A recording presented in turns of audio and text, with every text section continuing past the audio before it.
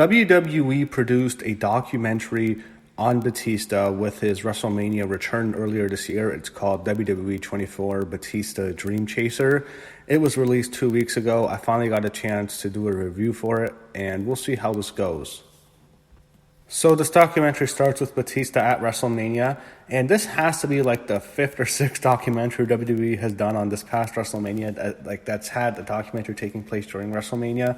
I don't know how many cameras they must have had going. They had one for Becky Lynch, they had one for Ronda Rousey, they had a documentary for Triple H, there was one for Alexa Bliss, the 365, and now one for Batista. It's just insane. And then there's going to be the 24 on WrestleMania next January when it's released. So they've done a lot for this show. So we see Batista. It looks like it's the night before Mania, and he talks about how it's the end of a journey, and we're probably going to hear his life story. So we saw this part in which he's doing an interview. He's sitting down, and he's about to tell his life story, but then we just go to a movie set. It's weird how it just cuts to that, but I think we'll hear more about how he grew up. I've heard stories. I've heard that he was really poor. And, wrestling is really what saved his life. But we're going to see, I'd like to hear more stories of how he grew up in Washington, D.C. I think he grew up in the inner cities, really poor parts, saw a lot of violence. So I'd like to hear more about that. So finally we get to Washington, D.C., and this is where SmackDown 1000 was taking place last October. And here Batista's telling the story of how he grew up. He even said that he was so poor his mom and his sister all had to share a mattress downstairs in a basement when he was growing up. So we hear more about the violence he saw. He saw people being shot. And eventually what changed him is, he actually even told a story of he had to go to jail because he got into a fight. It was a pretty bad fight and he was in jail. But eventually he has kids, he gets married, and what happens is he's so broke, but he was jacked at the time because he was working out.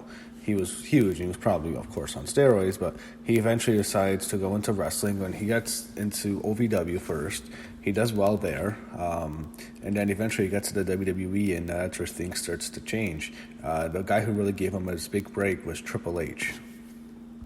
So at SmackDown 1000, Batista's backstage. He's interacting with Evolution. He tells the story of him not being invited to SmackDown 1000, but then Vince reached out, and Batista even complained about it on Twitter. The one thing is I'm not sure if they're ever going to plan on doing Triple H and Batista at this year's WrestleMania, but I think it was eventually going to happen. And one thing I didn't know was Batista was offered the Hall of Fame, I think, last year. And I even believe at WrestleMania 34, he was supposed to team up with Ronda Rousey to take on Triple H and Stephanie. But they couldn't get him, so they went with Kurt. But he was originally one of their choices. And before Batista was probably going to be The Rock. But they tried to get him for that match, and Batista, what he said in an interview was, okay, I'll do the match, but as long as it builds up to a match with Triple H at the next year's WrestleMania where he can retire. But he finally got his wish, he finally got to wrestle Triple H, and it all started at SmackDown 1000 with the Evolution reunion. So he cuts the promo and he says Triple H can't beat him at the SmackDown 1000, and of course this would go on to set up to the match at WrestleMania, which would be Batista's final match. So at SmackDown 1000, we see him interacting with Orton backstage, and we even see him interact with The Undertaker backstage, which was kind of cool.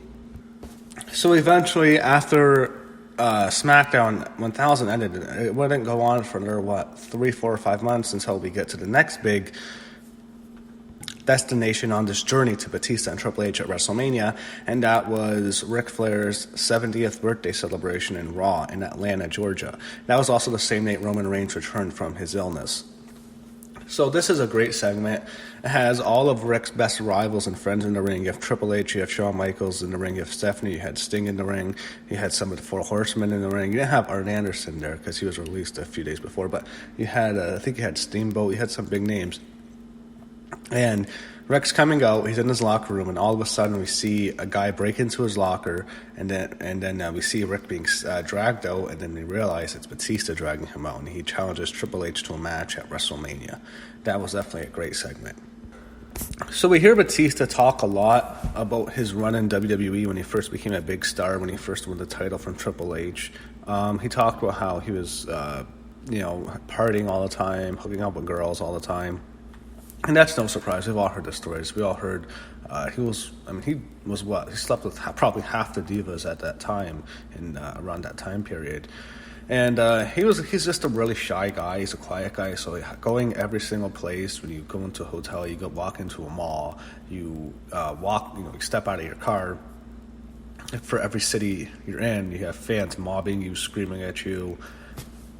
It gets too much, especially for him. Then it was interesting, this next part, because he talks about how he was spending a lot of money.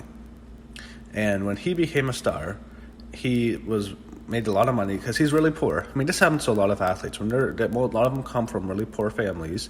They don't know how to deal with making a lot of money. It's just really strange, especially at a young age. Even though Batista's a bit older than some of these athletes probably even worse because they're in their 20s. With Batista, he's in his 30s. It's so easy to lose money. It's easier to lose money than it is to make it. And once he is making a lot, he's buying useless shit. He's buying motorcycles. He's bought this convertible car, and he had a divorce. He just lost money. He doesn't really say he went broke in this documentary, but I'm pretty sure he did. And when he went into acting, I heard he just lost everything.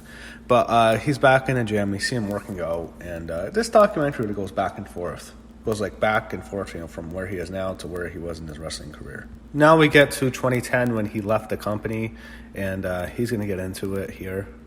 So at that time when he leaves the company, he keeps in touch with Triple H, and then he finally returns 4 years later in 2014, and I'm really interested to see what he thinks about this time period, because this was easily probably some of the worst part of his career. This was a complete utter disaster, his return. It happened at the Royal Rumble in 2014 in Pittsburgh. It was a fucking disaster. It was embarrassingly bad. It was just a train wreck. His return for about 6 months, absolute horrible. So there, Batista even admits he was out of shape during that time at the Royal Rumble. You can definitely tell going back and looking at it. He admits it now. He looked horrible. He was out of breath. He was breathing very heavy. Match sucked. And, he comes in. Fans wanted Daniel Bryan at that time. Just to go back to 2014, this has been documented so much. That was one of the most... probably one of the more memorable WrestleManias in quite some time was WrestleMania 30, and the build-up to WrestleMania 30, and the aftermath, and of course the show itself. Everything that happened at that time was, Batista was originally going to face Randy Orton in the main event, and it was going to be him probably beating Randy Orton to win the title at WrestleMania after he had already won the Royal Rumble. Well, the fans at that time really were behind Daniel Bryan. They had him in the Wyatt family. They had him feuding with Triple H too. It was a mess. CM Punk walked out, and I think Batista took the heat for both of them. I think he took the heat for Daniel Bryan not getting the shot. It was the thing of Batista taking Daniel Bryan's spot. And I also think he took some of the heat of CM Punk leaving. And, of course, CM Punk leaving opens up Daniel Bryan to a match with Triple H. It was originally going to be Triple H and CM Punk, but then Daniel Bryan gets that spot. And then Batista and Orton's a disaster. No one wants to see that. Batista has that embarrassing match with Alberto Del Rio at Elimination Chamber, in which the fans... Batista was the only guy... He was the only guy in the world who could make Alberto Del Rio a babyface with the fans. Unbelievable. It was kind of funny. And then Batista beats Del Rio, and Batista... and the match with Orton can't happen. The fans are going to boo it. They turn Batista heel, and then they eventually make Triple H and Daniel Bryan a match in which the winner gets to go into the main event and make it a triple threat. So, the whole thing was a mess. Now we get to Raw on March 11th. And I think this was the infamous, give me what I want, give me what I need. You know what I want, give me what I want. So once they're done at that Raw show to set up the match, they go back, and now he's talking about his acting career and how he got into the big role with Guardians of the Galaxy. Batista has talked about how he wants to make his own films one day. I don't know if he wants to be a director or open up his own film company. I mean, a lot of actors do that. It's not anything really out of the ordinary, if you will, but I think if that's what he wants, he can certainly do it. I'm sure he's made enough money to invest in something like that, because he's definitely a big enough star now to do that. But that's where he wants to be. He knows he has to be a bigger movie star to get there. So he goes a little bit personal. He talks about he's had a lot of failed marriages, a lot of failed relationships. And he blames it on the fact that he's just never home, and it's really hard to commit because he's so invested and he's so focused on his career, whether it be professional wrestling or, in this case now, acting. So he gets into the stadium at MetLife. He goes there, and here it is. He has his big match, his retirement match against Triple H at WrestleMania. Right? That's insane. I never. So we see him interacting with some people. We see him talking to Ronda. He says he has terrible stage fright, and Ronda's the main event that night. And he talks to different people there. He's kind of like a guy. He's a big tough guy, but he tells his emotions. He admits he's really nervous when he goes out there to perform. So we see him interacting with his mom at Mania, and it's his big match. It's his big retirement match. We'll see his reaction to the match. There was a lot of negative feedback to that WrestleMania match. It's hard to even remember. I just remember it going on for so long. It's just a Triple H WrestleMania match. He does that every WrestleMania. He goes out there for 25 minutes. Long, boring match. He has this big entrance. That's how he does every WrestleMania. So he comes out with this Hollywood entrance. I don't know if he really wanted that. He probably wanted to do his regular entrance, but that's his big WrestleMania entrance for his match with Triple H. So during the match, they do the worst spot, which is that terrible nose ring spot, which just looks like absolute shit. I just thought that looked horrible. I was not a fan of that. The match they were really beating each other up. They're really hard. The problem with WrestleMania now is when you have like a 7-hour show and you go that deep into the show. This was really late into the show. You're not going to have the crowd's best entrance. The best way to go into a WrestleMania now is to be in the first match, or the first few matches, because that's when the fans are going to peak. And when you have that long blow-away match, at that WrestleMania was Daniel Bryan and Kofi. When you have that kind of match, it drains an entire audience, and I think the problem with everything else came after that really got hurt, including the main event with the woman. That's the problem what WrestleMania is going to have now, is because you make it a long show. I think WrestleMania is better off as a 2-night show. But for this match, they tried really hard. It's just the fans were just so exhausted. And that's the match. That's the end of Batista's career. His mother is crying during the match. She says she's really proud of him.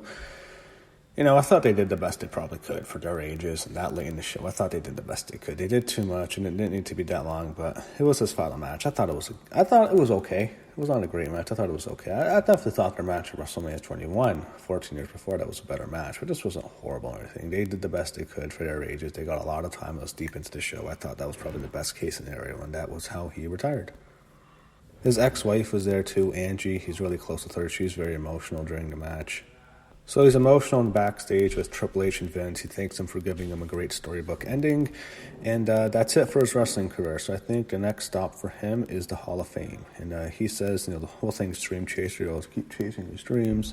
Probably more movie roles, things like that. But definitely it's over for professional wrestling. And we'll see Batista in the WWE ring again, I'm sure. But that was definitely his final match. And that was a good way to go. It was a perfect opponent with Triple H. And that's it for this documentary. I thought it was a good 24, always very good. All these episodes are good. This was another really good one, definitely a good one. Dave really opens up here, and I thought this was definitely very enjoyable. So, and it was also a great ending for Batista too. So I'd give this documentary a thumbs up, and another very good episode of WWE 24.